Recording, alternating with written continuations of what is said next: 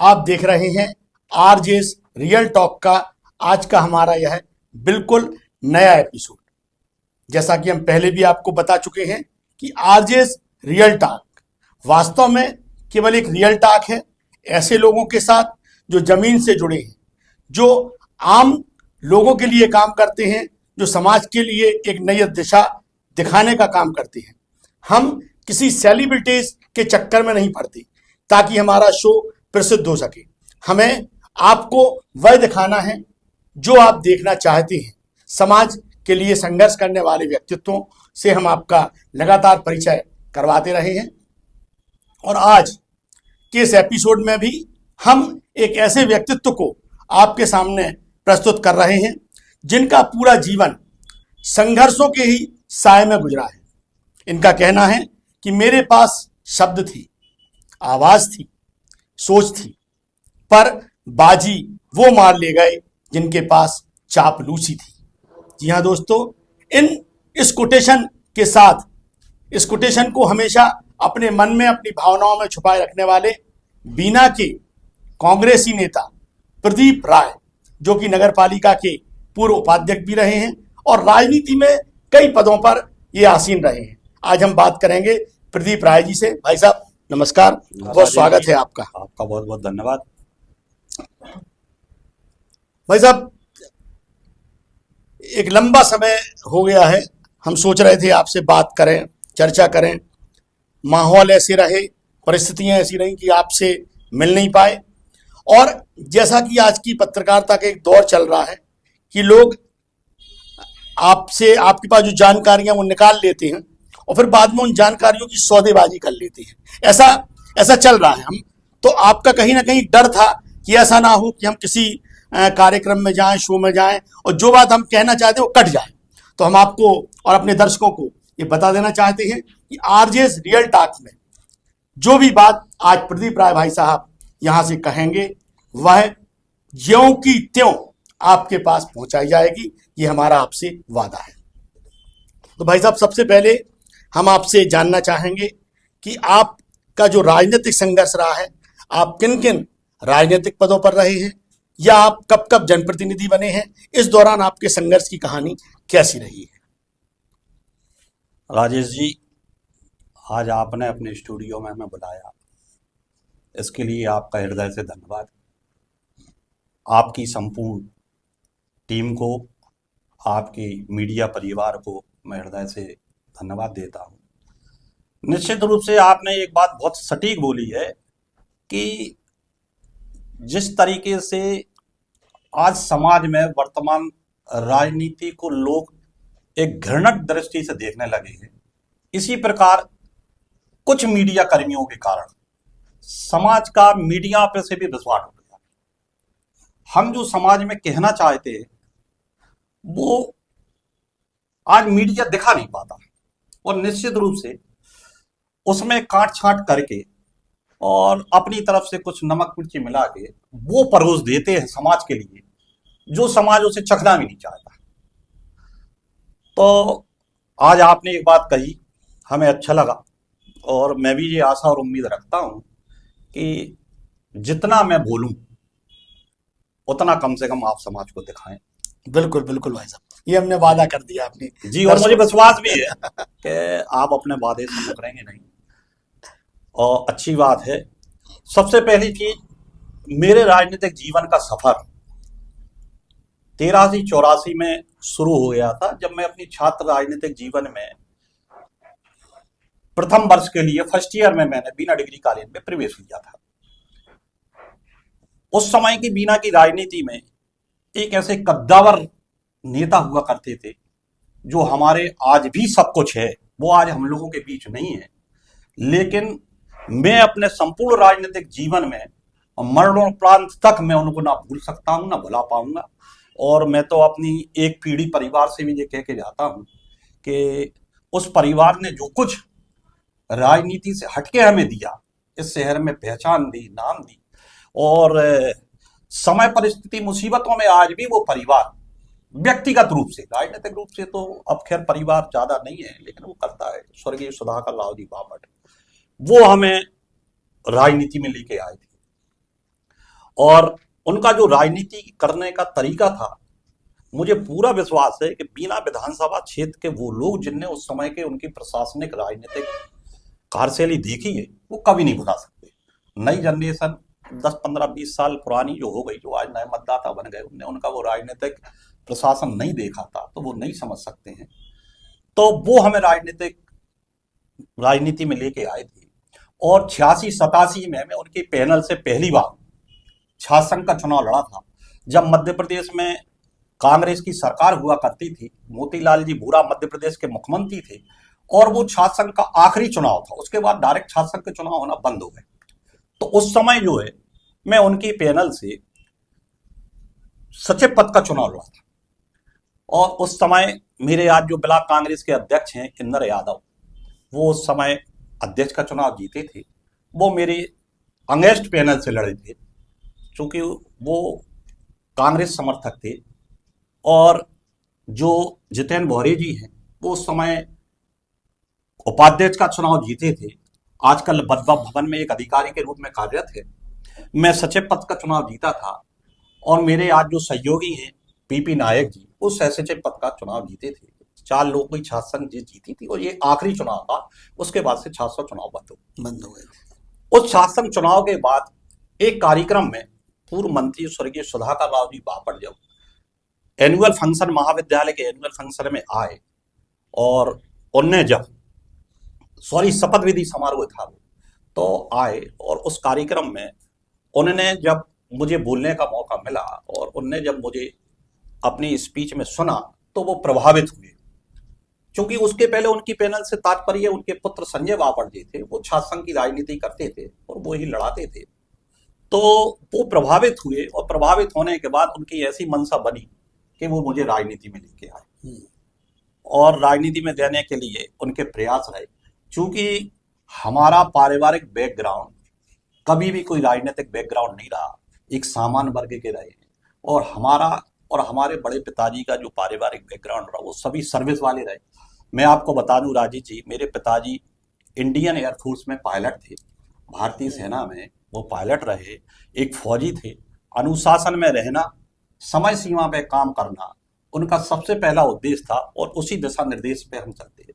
उनका बहुत प्रयास रहा था कि मैं भी फौज में आऊं, लेकिन समय परिस्थितियां इंसान के बस में नहीं रहती। ईश्वर को जो तय रहता है, मैं किसी कारणवश फौज में नहीं जा पाया, लेकिन वो अनुशासन और समय की महत्व समझते हुए राजनीति में आ गया।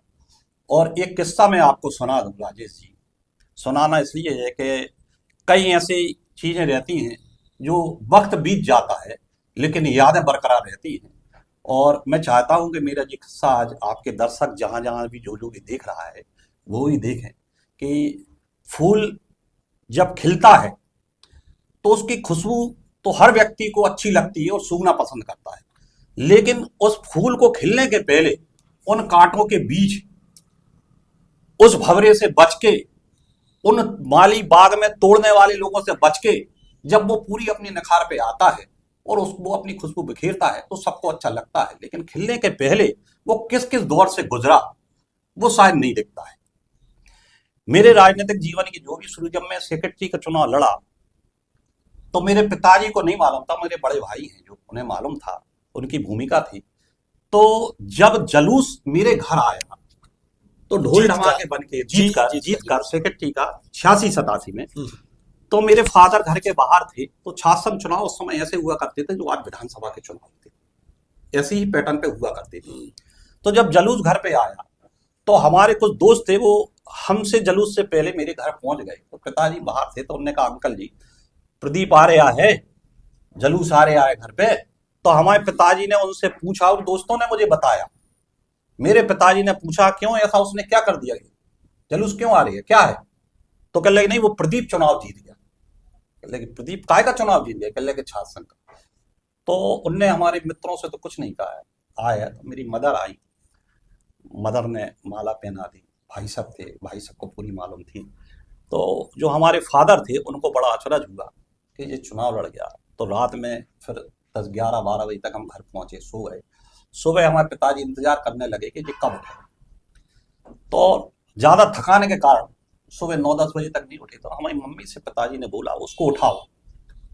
तो मम्मी ने हमारा पक्ष लिया कि नहीं, वो थका है, सोने दो, जब उठना होगा उठ जाएगा। तो हमारे फादर जी है और मम्मी पे भी नाराज हुए, कह लगे कि ये जिस दिशा में चल रहा है वो दिशा सही नहीं है, इसको उठा, मुझे बात करना है। तो हमारी मम्मी ने डर के हमें उठाया और बोला पिताजी बुला रहे हैं। तो हम आंखें मीड़ते हुए इस खुशी में उठे थे कि शायद पिताजी को प्रसन्नता होगी, शाबाशी देंगे। शाबाशी देंगे कि तुम इतना बड़ा चुनाव लड़ के और जीत के आए हो लेके। तो मैं बता दूं, कहने का विषय नहीं है, लेकिन जो घटनाएं घटती हैं हम ये चाहते हैं कि कहीं ना कहीं रहता है कि जब तक आपको सही दिशा जब ही मिलेगी जब आप कागज पे स्केल रख के उस लकीर को खींचोगे। और अगर कोई मानव है या जानवर भी है, जब तक आप उसको लकड़ी बता के सही दिशा नहीं है, पहले छोटे में बच्चे भी पढ़ते थे तो बहुत पिटाइयां होती थी। तो हमारे घर के एक कोने में पिताजी की एक छड़ी, जो आर्मी की डंडा रहता वो रखा रहता था, और कभी कभी तो वो बिना बात के भी हमें बजा दिया करते थे। इसलिए कि उनको हमारी मानसिकता थी कि ये शायद आगे जाके कोई ऐसे माहौल में बिगड़ नहीं जाए, इसलिए इसको समय समय पर बुलाकर। तो जैसे ही हम आंखें मीड़ते हुए खुशी प्रसन्न मुद्रा में गए और उनके चरण स्पर्श किए, तो उनने बिना बात किए वो छड़ी से हमें पीटना शुरू कर दिया। और उनके मुंह से केवल एक शब्द थे, जब हमारी आवाज सुन के हमारी मम्मी आई, कि मैंने तुझे महाविद्यालय में, कॉलेज में पढ़ने के लिए भेजाया है, तू वहां पे जाके नेतागिरी करने लगा, तू चुनाव लड़ गया। क्योंकि इस विषय को लेकर हमारे फादर को भले ही नहीं मालूम था, लेकिन भाई को मालूम था। हमारे भाई ने बीच में एंट्री की और समझाया कि नहीं, उधर छात्रों का ये कहना था कि चुनाव लड़ाना प्रदीप को जरूरत है। तो मेरी राजनीतिक शुरुआत तो हुई, लेकिन परिवार ने, पिताजी ने उसे स्वीकार नहीं किया था। लेकिन उसके बाद फिर स्वर्गीय सुधाकर राव जी बापट जी का संदेश आया। उस संदेश के अनुरूप फिर उनने हमारे फादर को कन्वेंस किया, और कन्वेंस के बाद उन्होंने बताया कि इसकी सोच, इसकी विचारधारा, इसकी भाषा शैली, इसकी कार्यशैली इसको राजनीति में बहुत आगे ले जाएगी, और मैं ये चाहता हूं आप अपने इस पुत्र को मेरे हवाले कर दें, मैं इसको भटकने नहीं दूंगा, ये कहीं ना कहीं बीना के हित के लिए काम करेगा। बहुत बढ़िया। और उस समय हमारे पिताजी जो थे वो कन्वेंस हुए, और वहां से मेरा राजनीतिक दौर शुरू हुआ। और फिर 99 में मुझे बापट जी ने चुनाव लड़ाया, मैं सिब्बाट से पार्षद का चुनाव जीता, फिर मुझे नगर पालिका उपाध्यक्ष बनाया, फिर जब तक वो विधायक रहे लंबे समय तक मैं उनका विधायक प्रतिनिधि रहा हूँ। फिर 2009 में एक बार फिर से मुझे पार्षद का चुनाव लड़ने का मौका मिला, सिब्बाट से मैं फिर लड़ा, उपाध्यक्ष का चुनाव फिर फाइट किया, लेकिन किसी कारणवश दोनों बराबर वोटें आई पार्षदों की, और पर्ची में मैं हार गया। लेकिन हार जीत का फैसला मतलब अलग होता है राजनीति में। संगठन में भारतीय जनता पार्टी के, आपने बोला कि राजनीति में भी कहां कहां किन किन पदों पर आए, तो राजनीति में मैं युवा मोर्चा का वार्ड अध्यक्ष रहा एक समय, जब युवा मोर्चा को कोई जानता नहीं था। फिर मैं युवा मोर्चा का नगर अध्यक्ष रहा, फिर मैं जो है जिला उपाध्यक्ष रहा सागर जिले का भारतीय जनता मोर्चा में। प्रदेश में जो है भोपाल में प्रदेश कार्यालय मंत्री रहा, नगरीय निकाय प्रकोष्ठ में प्रदेश वर्किंग कमेटी का सदस्य रहा, सागर जिले का युवा मोर्चा का प्रभारी रहा, बहुत पदों पर रहा है। और भारतीय जनता पार्टी ने मुझे बहुत कुछ दिया है, और भारतीय जनता पार्टी ने मेरे से बहुत कुछ छीना है। आज अगर सबसे ज्यादा मुझे किसी चीज का दुख है, तो वो दुख है कि आज हमारे साथ वो नेता नहीं रहे जो मुझे राजनीति में लेके आए थे। आज वो अगर होते तो मैं आज भी भारतीय जनता पार्टी में ही होता। भाई साहब, आपने जो बड़ी भावनात्मक कहानी सुनाई है, निश्चित रूप से एक पिता जो आर्मी में है वो नहीं चाहेगा कि राजनीति की जो गंदा जो एक माहौल है कि उसमें जाके उनके बच्चे भटकें। और कहीं ना कहीं आपने बापट जी का अनुसरण किया। बापट जी, आपको शायद हम आपको बता दें, जिस चुनाव की आप बात कर रहे हो, उस चुनाव में हम भी उस टाइम पे फर्स्ट ईयर में पहुंचे थे कॉलेज में, और हमने भी वोट आपको दी थी। ये हम आज बताना चाहते हैं। इंदर भैया अध्यक्ष बने थे, वो व्यक्तिगत रूप से सबको जानते थे, काफी अच्छी सोच के वो भी व्यक्ति थे। जब ये जानकर आपसे ये जानना चाहते हैं हम, अभी पिछले दिनों आपने एक पत्रकार वार्ता की थी, उस पत्रकार वार्ता में आपने निर्मला सप्रे जो वर्तमान में विधायक हैं, उनके दल बदल का विरोध दर्शाया था। आपने कोई रिट पिटीशन भी दायर की है उनके विरोध में, दल बदल कानून को लेके। तो कहीं ना कहीं सब आपका दोहरा मानदंड नहीं है कि एक तरफ आप दल बदल का विरोध कर रहे हो और आप खुद भी भारतीय जनता पार्टी से दल बदल के कांग्रेस में आए हैं। तो इस विषय में मतलब ऐसा लग रहा है आप दोहरे मानदंड को लेकर चल बिल्कुल रहे हैं। राजेश, सही कह रहे हो आप। राजेश जी, कई बार मेरे दिमाग में, जहन में ये चीज आती है और कभी किसी ने ये क्वेश्चन नहीं किया। और मैं आपको बता दूं, उस दिन भी पत्रकार वार्ता जो हो रही थी, तो मैं चाहता था कि कोई पत्रकार इस मुद्दे, इस विषय को लेके मेरे से पूछे, और नहीं पूछता तो मैं इसको भी ध्यान में रख रहा था कि नहीं होता तो मैं स्वयं बताता। लेकिन चूंकि वो पत्रकार वार्ता आप लोगों के कारण इतनी सफल हो गई, नहीं बता पाया, और आज एक अवसर मिला है उस चीज को बताने का। कि आपने बिल्कुल सही कहा। मैं केवल आपसे ये कहना चाहता हूं कि मैंने भारतीय जनता पार्टी जब छोड़ी, तो भारतीय जनता पार्टी के किसी भी नेता ने, छोटा या बड़ा है, उसने कभी ये नहीं पूछा कि क्या कारण थे कि आपने भारतीय जनता पार्टी को छोड़ा। एक जमाना हुआ करता था राजेश जी, जब भारतीय जनता पार्टी त्याग, तपस्या, बलिदान जैसे कार्यकर्ताओं को आगे लेके आती थी। और आपने कहा, पहले मैं उस चीज का आपको जवाब दे दूं कि मैंने भारतीय जनता पार्टी दल बदल के छोड़ी है, तो मेरा आपसे एक स्पष्ट कहना ये है कि लोग सत्ता के साथ जाते हैं। विधायक जी कांग्रेस से चुनाव लड़ी और सरकार भाजपा की आई, तो वो सत्ता के साथ चली। मैं सत्ता छोड़ के कांग्रेस में आया था। मेरा कहने का मतलब ये है कि मैं दल बदल वाला काम नहीं। मेरा कहने का मतलब ये था कि विधायक जी चुनाव जीतने के बाद उन्होंने अपने दल को बदला, मैंने चुनाव के पहले बदल लिया था और मैं सत्ता में था, तो सत्ता छोड़ के गया। आप चाहते तो नहीं जाते सत्ता से, हम तो सत्ता की मलाई हम तो खाते, सत्ता की मलाई। हम बड़े बड़े पदों पे रहे, हमें कोई पहचान की नाम की आवश्यकता तो नहीं थी। लेकिन मैंने केवल आपसे ये कह रहा कि किसी नेता ने ये नहीं पूछा कि आखिर क्या कारण था कि आप पार्टी छोड़ के जा रहे हैं, पार्टी सत्ता में। तो मेरा ये कहने का मतलब है कि आज जो भारतीय जनता पार्टी है, ये भारतीय जनता पार्टी वो नहीं बची जो सेंट्रल में सम्माननीय अटल जी और आडवाणी जी जैसों के सिद्धांतों पे चलती हो, प्रदेश में महापुरुष स्वर्गीय कैलाश जोशी और स्वर्गीय सुंदरलाल पटवा जी जैसों के मार्गदर्शन में चलने वाली हो, और सागर जिले में स्वर्गीय हन्नाम सिंह राठौर और स्वर्गीय सुधाकर राव बापट जैसे कद्दावर नेताओं की विचारधारा से चलने वाली। आज आप खुद इस चीज को लगा लो, मुझे नहीं कहना चाहिए क्योंकि मैं अब भारतीय जनता पार्टी का सदस्य नहीं हूं। क्या लगता है कि भारतीय जनता पार्टी उन सिद्धांतों पे चल रही जिस सिद्धांतों पे इन महापुरुषों ने उसको स्थापित किया? आज वो त्याग तपस्या वाले जो नेता है, कार्यकर्ता है, कहां है? आर्टिफिशियल है, रेडीमेड बन बन के आ रहे हैं, जा रहे हैं, चले जाएंगे।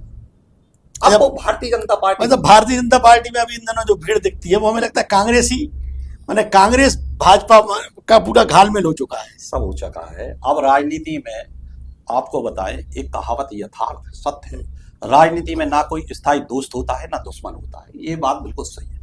लेकिन हमारा ये कहने का मतलब है कि आदमी की विचारधारा और सोच, मैं जब तक भारतीय जनता पार्टी में रहा, मैं भारतीय जनता पार्टी में जब कांग्रेस की 10 साल सरकार रही, 2003 से लेकर माननीय दिग्विजय सिंह जी मुख्यमंत्री रहा करते थे, 2093 से लेकर 3 तक मैंने भारतीय जनता पार्टी के संगठन के लिए इतने आंदोलन, धरना प्रदर्शन किए, चाहे वो विद्युत मंडल का हो, चाहे कुछ हो, अर्थी जुलूस निकालना, करीब 15-17 मुकदमे मेरे ऊपर चले।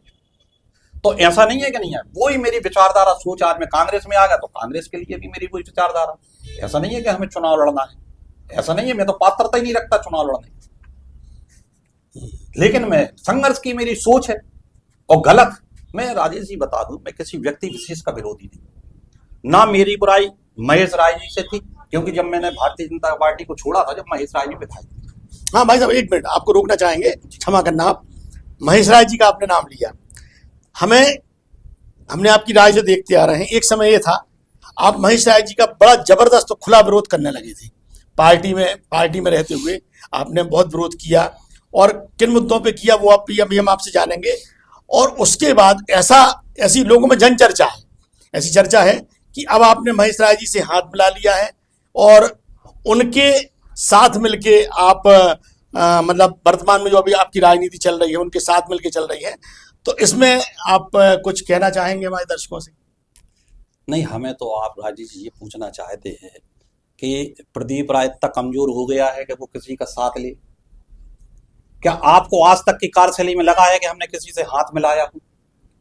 हाथ मिलाने के बहुत बड़े बड़े अवसर आए, बहुत बड़े बड़े पैकेज के अवसर आए। आपको कहीं लगा कि हाथ मिलाने जैसी स्थिति कहीं रहा? जन चर्चा क्या है? ये कुछ लोगों की व्यक्तिगत भड़ास है जो करते नहीं है, केवल बयानबाजी करते हैं। महेश राय जी से मैं बताऊं, राजेश जी, आपने तो कह दिया कि एक समय में महेश जी के घोर विरोधी थे।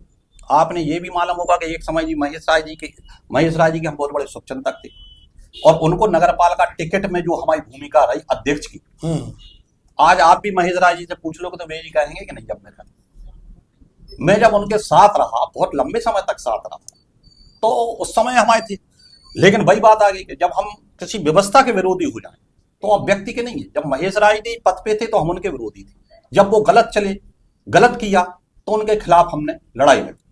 आज जो पद पे है हम उनके हैं, उनके खिलाफ बोल रहे हैं, उनके खिलाफ लड़ाई लड़ रहे हैं। आप एक बात ये बताएं राजेश जी, आज का हमने निर्मला सप्रे जी के लिए लगाई है, तो निर्मला जी से हमारा कोई व्यक्तिगत नहीं है। हमारा ये कहना है कि अगर आपने कांग्रेस से चुनाव लड़ा था तो आपको कांग्रेस छोड़ने की क्या आवश्यकता पड़ गई? अगर आपको लगता था कि बीना के विकास के लिए हमने कांग्रेस छोड़ी है, तो आपको उसी मंच से, जिस मंच से मुख्यमंत्री मोहन यादव जी ने आपको दुपट्टा पहनाना है था उधर पे राहतगढ़ में, उसी मंच से आपको घोषणा कर देना चाहिए कि आज से मैंने बीना में कांग्रेस पद से चुनाव जीता था, मैं त्याग पत्र देती हूं और जनता के बीना के विकास के लिए मैं फिर से जो है जनता के बीच जाऊंगी। जनता आपको फिर चुन लेती है। विधायक जी का भी एक स्टेटमेंट आया कुछ दिनों पहले, भोपाल में वो थी, तो कुछ बड़े चैनल वालों ने, उसमें उन्होंने कहा है कि हमने, जब उनसे पूछा गया कि आप किस पार्टी में हो, तो उन्होंने कहा हम जनता के साथ हैं, जनता ने हमें चुना है। दूसरा उन्होंने एक और उत्तर दिया है कि हमने मंत्री पद छोड़ दिया कि बीना के विकास के लिए मंत्री बनाना चाहते थे डॉक्टर मोहन यादव जी। तो उनके इस बयान पे आप कुछ प्रतिक्रिया व्यक्त करना चाहेंगे? देखो राजेश जी, ऐसा है, मैं भारतीय जनता पार्टी में 32 साल रहा, और मेरी जो नर्सरी राजनीति रही है, छात्र जीवन गया, तो भारतीय जनता पार्टी में रही। भारतीय जनता पार्टी में को और भारतीय जनता पार्टी के विचारधारा को जितनी मैं बारीकी से, नजदीकी से जानता हूँ, उतना शायद विधायक निर्मला जी नहीं जानती होंगी। उन्हें अभी 2 साल हुए हैं। मैं 32 साल उस संगठन में रहा और मैंने जमीनी स्तर से उस पार्टी के लिए काम किया है, उस पार्टी के विचारधारा से। भारती जी ये कह रहे हैं कि मैं जनता की विधायक हूं। आप, जनता ने आपको चुना तो जनता की तो विधायक, उसमें तो कोई चीज नहीं तो है नहीं है। कोई जानवरों ने तो चुना नहीं है तो कहते हम जानवरों की विधायक। लेकिन जनता ने आपको किस मैंडेट पे चुना था? आपका चुनाव चिन्ह था क्या? जनता का चुनाव चिन्ह था क्या? वोट तो ने एक तरफ नाम निर्मला सप्रे था, दूसरा हाथ का पंजा था, तो वोट तो आदमी ने पंजा पे दिया था। जब आपने उस संगठन को छोड़ दिया तो आपका दायित्व क्या बनता है कि अब हम जनता से फिर फैसला करा लेंगे? अब आप बताओ कि मैंने वो निर्णय ठीक लिया था कि नहीं। रही बात दूसरी कि वो कह रहे कि मैंने मंत्री पद छोड़ दिया। अब वो तो ये कहते थे कि मेरे पास तो प्रधानमंत्री का क्या ऑफर था, मैंने प्रधानमंत्री पद छोड़ दिया। मुख्यमंत्री जी खुद कह रहे थे कि आप कहो निर्मला जी तो मैं कुर्सी छोड़ देता हूं, आप मुख्यमंत्री बन जाओ, क्योंकि आपको ज्यादा चिंता है बीना के जनता के विकास की। तो वो तो ये भी कह सकते कि मैंने मुख्यमंत्री पद भी छोड़ दिया। आप एक कॉमन सेंस की बात है, राजनीति में उतना बोलो जितना लोगों को सुनने में अच्छा लगे। अगर आप कोई बात कह रहे हो और आदमी ने कान में उंगली ऐसे करने लगे तो समझ लेना चाहिए कि लोगों को पसंद नहीं। इतने senior most Bharatiya Janata party में नेता है, 9 बार के विधायक माननीय गोपाल भार्गव जी, माननीय खुरई से विधायक, कद्दावर नेता भूपेंद्र सिंह जी से, फिर आप चलो तो दमोह से इतने सीनियर मोस्ट जैन मलैया जी जैसे, और भी प्रदेश में बहुत सीनियर लोग डले हैं, उन्हें मंत्री पद नहीं बनाया, नहीं बनाया। अब आप कह रहे हैं कि हमने मंत्री पद छोड़ दिया, तो कोई छोड़ता है कि हम आपसे, आपका मोह उस विधायक पद को छोड़ने का नहीं है। आप कह रहे हैं हमने मंत्री पद, और आपसे बोला किसने था? वो प्रमाण बताओ, वो प्रमाण बताओ लिखित में। आज भी अगर कह रहे हैं मुख्यमंत्री जी कि मैंने ऑफर दिया था आपको मंत्री पद के लिए, आपने उसको नकार दिया, ये सब मिथ्या बातें हैं। राजनीति में ये सब चीजें चलती रहती हैं। चलती नहीं रहती है। इस प्रकार के बयानबाजी से आदमी अपने कद का मूल्यांकन जनता से करा देता है कि आपकी जो कद है उस कद के अनुसार आप अपने आप को मेंटेन कर रहे हैं कि नहीं कर रहे। ऊंट कितना ही हो जाए, कितना ही बड़ा हो जाए, कितना ही हो जाए, लेकिन शेर के शिकार से तो वो डरता है। आप ऊपर जाके गर्दन नहीं है अपना, वो कर लोगे, चार कर लो। आज आप एक विधायक, विधायक एक गंभीर विषय है, संवैधानिक पद पे बैठे। राजेश जी, हम तो नगर पालिका में उपाध्यक्ष रहे। आज भी अगर हम कहीं बोलते हैं तो हम उतना बोलते हैं कि समाज में कहीं ऐसा नहीं हो कि लोग ये कहें कि यार ये तो अपनी हैसियत से ज्यादा, अपने कद से ज्यादा बयानबाजी करता है। ये जनता मूल्यांकन करती है, उनको उतना ही बोलना चाहिए। और वो देखो उनके विवेक का काम है, आपने चूंकि वो विषय कर दिया तो अब छेड़ दिया तो अच्छा भाई साहब, एक चीज और अभी जानकारी हमें मिली थी कि आप एक समस्या समाधान सेवा केंद्र चला रहे हैं। समस्या केंद्र नहीं है, हाँ, सेवा समस्या समाधान सेवा। आप अपने कार्यालय में बैठते हो, लोग आते हैं, समस्याएं बताते हैं, आप समस्याओं को सॉल्व करते हो। यहाँ पे सबसे बड़ी समस्या हम लोगों के लिए ये आ रही है आपसे पूछने में कि आप राजनीतिक पद पे इस समय पे किसी पद पे नहीं हो, आप कांग्रेस में भी नहीं हो, भाजपा तो आप छोड़ ही चुके हो, सत्ता में भाजपा है। अधिकारी जितने बैठे हैं या जनप्रतिनिधि जो बैठे हैं वो सब भारतीय जनता पार्टी के हैं। तो आप लोग अगर आपके पास समस्या लेके आ रहे हैं तो आप उनका समाधान करा कैसे रहे? आपने बिल्कुल सही कहा। हमारा आपसे सर्वप्रथम कहना ये है कि आप एक आध दिन कोई अपनी समस्या जो सत्ता या प्रशासन से जुड़ी हुई वो लेके आइए और उसके समाधान के लिए हमारी कार्यशैली देखिए। हम कहने पे नहीं, करने पे विश्वास रखते हैं। और आपने बिल्कुल अच्छा कहा है कि सत्ता भाजपा की है, प्रशासनिक अधिकारी उनके दबाव में काम करते हैं, उनके सर्वाधिक जनप्रतिनिधि हैं, जनपद हो, नगर पालिका हो, विधायक हो, सांसद हो, सब वो है। लेकिन राजनीति में पद पे रह के काम कराना और बिना पद के रह के काम कराना और बिना सत्ता में रहते काम, हाँ, विपक्ष में रह के, यही तो हम जनता के बीच में दिखाना चाहते हैं और अपनी काबिलियत को, अपना मूल्यांकन को परखते हैं कि वास्तव में अगर हमने इतने संघर्ष के बाद कुछ सीखा है। राजेश जी, मेरा समस्या समाधान सेवा जो निःशुल्क सेवा है, कोई चार्जेस नहीं है। वहां पे हमने अपने 2 एडवोकेट भी रखे हुए हैं। अच्छा। जहां पे कानूनी सलाह की आवश्यकता होती है, कोई राजस्व से जुड़ा हुआ मैटर हो, पटवारी से जुड़ा हुआ मैटर है, तो वहां पे हमारे वकील जो है ना वो मदद करते हैं उस व्यक्ति के लिए। बाकी शासन की योजनाएं, शासन की योजनाओं का लाभ, शासन की योजनाओं का परिपालन नहीं करने वाले अधिकारियों की शिकायत, और जिस प्रकार से है, और वो कोई भी विभाग हो, नगर पालिका हो, जनपद हो, स्वास्थ्य हो, लोक सेवा केंद्र हो, राजस्व हो, किसी भी विभाग से संबंधित अगर आदमी की कोई समस्या है और छोटे छोटे चीज के लिए बेचारा भटक रहा है और उसको नगर पालिका है और उसको वहां के बाबू अधिकारी सही दिशा और नहीं दे रहे, जैसे किसी का प्रधानमंत्री आवास योजना वाली बात है, तो प्रधानमंत्री आवास योजना में उसको कौन से लाभ, उसको कौन से कागज चाहिए, कौन व्यक्ति उसकी पात्रता रखता है, राशन पर्ची बनना है, तो वो बेचारा जो है कहीं 100 रुपए इसको, कहीं 50 रुपए टाइपिंग वाले को, कहीं ये भटकता रहता है, फिर भगा देते। तो ऐसे वो लोग जो निर्धन है, गरीब है, योजनाओं की जानकारी नहीं रखते, वो भटकते हैं, उनके लिए मैंने जो है ये समस्या समाधान सेवा के नाम से एक कार्य शुरू किया है, क्योंकि राजनीतिक परिवेश से जुड़े हुए हैं। देखो राजेश जी, क्या है, राजनीति के कई प्रकार होते हैं, मगर 2 प्रकार तो स्पष्ट रूप से दिखता है। एक जो केवल चिल्लाता है और चिल्लाने के बाद वो प्रदर्शन करता है कि हम जनता की लड़ाई लड़ रहे हैं। एक वो जो चिल्लाता नहीं, कहीं ना कहीं हम भी आपके अधिकार क्षेत्र है, उस अधिकार क्षेत्र में कुछ चीज चोरी कर रहे हैं, और वो चोरी है आपकी कलम। हम कलम के माध्यम से उस कार्य को करने का प्रयास करते हैं। अगर कोई अधिकारी नहीं है और कोई अधिकारी अधिकार क्षेत्र से हटके कोई कार्य नहीं कर रहा है और जनता को या आम आदमी को परेशान कर रहा है, तो उसकी शिकायत कहां होगी, कैसे होगी, ये हम करते हैं। और अधिकारियों को सुनने की मजबूरी तुम यूं कह रहे हो। और आज तो हम बताने कहने में अफसोस होता है कि जितने जनप्रतिनिधि आते हैं, चुन के आ रहे हैं, उसमें 90% से ज्यादा जो है वो राजनीतिक परिवेश से नहीं आते, थोपे हुए आते हैं। उन्हें राजनीतिक अनुभव नहीं रहता, राजनीतिक बैकग्राउंड नहीं रहता। अभी एक घटना हुई जिस दिन हमने पत्रकार वार्ता बुलाई थी, नगर पालिका अध्यक्ष ने हमारे नेता प्रतिपक्ष जो है उनके ऊपर एफआईआर लॉन्च कर दी। राजेश जी, हम 2099 में जब नगर पालिका उपाध्यक्ष बने तो दयाराम अहरवार जी नगर पालिका अध्यक्ष थे, कांग्रेस की सरकार थी। इसके पहले भी कई महिलाएं रही, नगर पालिका अध्यक्ष रही, दलित वर्ग के रही। कभी ऐसा नहीं हुआ। नेता प्रतिपक्ष अपनी बात रख रहा है, आप उस परिवार के मुखिया हैं, आप अध्यक्ष हैं। उस परिवार में 25 पार्षद है, किस दल से कौन पार्षद है ये महत्वपूर्ण नहीं है। किस वार्ड के मतदाताओं ने किसको उपयुक्त समझ के चुना।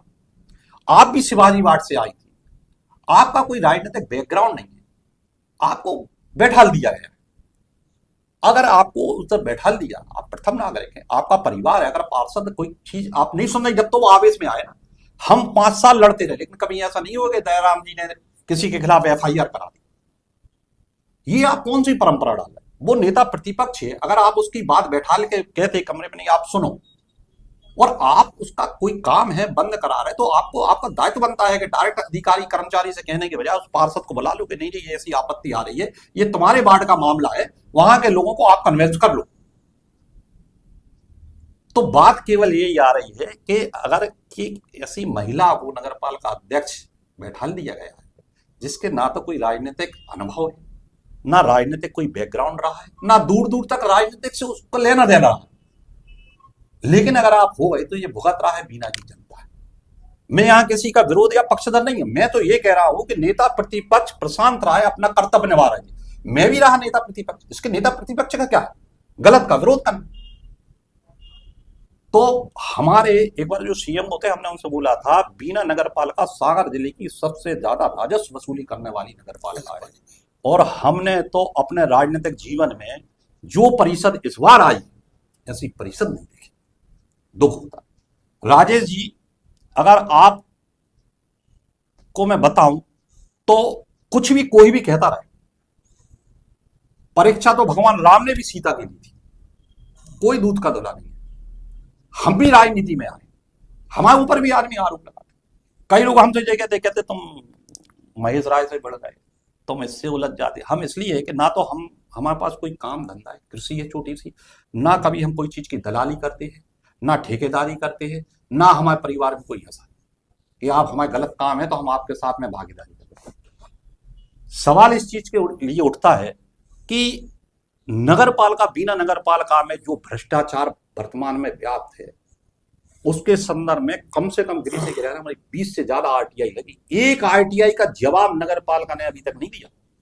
मतलब ये प्रश्न हम आपसे पूछने वाले थे कि हमें ये जानकारियां मिली थी, आपने आरटीआई बहुत सारी लगाई हैं भ्रष्टाचार को लेके, तो उनमें कौन कौन से मुद्दे ऐसे आपने उठाए हैं जो आप आरटीआई में, भले वो जानकारी नहीं मिली लेकिन हमारे दर्शक भी जानना चाहते हैं कि आपने कौन सी जानकारियां मांगी? जानकारी उसमें बहुत है राजेश जी। अब आप अगर हमें पहले बताते हो हम लेके, लेकिन महत्वपूर्ण मुद्दे की बात यह है कि नगर पालिका में ऐसे कई कर्मचारी हैं और वो हमने मांगी थी और आपने भी उसको सोशल मीडिया पे डाला था। कई ऐसे नगर पालिका में कर्मचारी हैं जो नगर पालिका में कार्यरत नहीं है और हर महीने अपनी तनख्वाह ली थी। अच्छा, उन कर्मचारियों की हमने पूरी सूची मांगी थी कि नगर पालिका में कितने कर्मचारी अधिकारी हैं, कितने स्थायी हैं, कितने अस्थायी हैं, कितने दैनिक वेतनभोगी हैं, कितने संविदा पे, कितने आउटसोर्सेस पे काम कर रहे हैं, आउटसोर्सेस पे काम करने वाले कितने लोग हैं, उनके नाम उल्लेख। इतने कर्मचारी का भुगतान हो रहा है, वो हो रहा बीना के जनता के करदाताओं से। हम नगर पालिका में जो टैक्स के रूप में पैसे जमा करते हैं उससे भुगतान होता है, और ऐसे 20-25 कर्मचारी हैं जो काम कहीं और भी करते हैं और तनख्वाह नगर पालिका से भी लेते हैं। कहीं और मतलब जनप्रतिनिधियों के यहाँ? जनप्रतिनिधियों के यहाँ तो कर ही रहे हैं, वो तो आप कहो तो हम उनकी आपको वीडियो दे दें, वो तो आप एक परंपरा है तो वो तो छोड़ दो। कई ऐसे हैं जो नगर पालिका में दर्ज हैं और प्राइवेट में काम करने वाले। अब इन लोगों की अगर हमने जानकारी मांगी, भाई हमारा व्यक्तिगत तो नहीं, शासन पे अतिरिक्त बोझ, अगर ये काम नहीं कर रहे तो आप तनख्वाह किस चीज की दे रहे?